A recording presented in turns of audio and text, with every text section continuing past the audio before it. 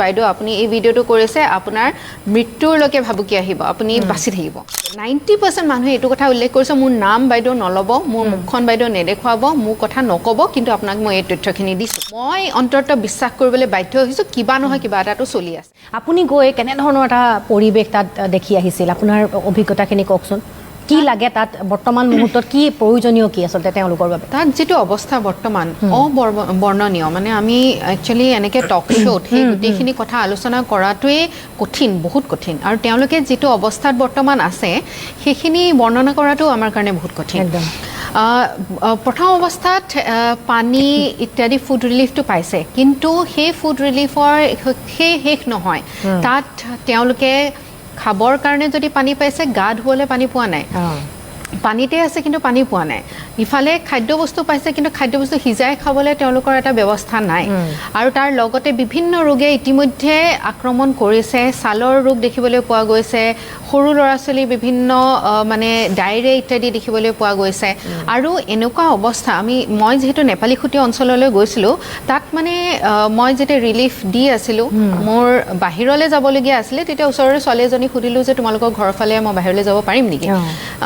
তাই কৈছে সৰু ছোৱালী তাই কৈছে যে বাইদেউ যাব পাৰিব কিন্তু পিছফালে কিন্তু মৃতদেহ এটা আধা বালিত মানে আমাৰ পানীত পুত খাই আছে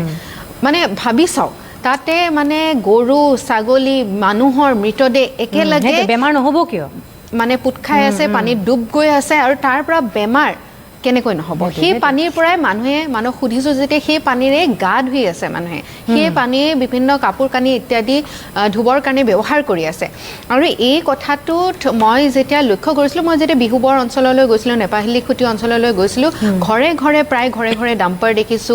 পাথৰ ভঙা মেচিন দেখিছো আৰু মোৰ মনলৈও এই প্ৰশ্নটো আহিলে যে ইমানবোৰ এই যে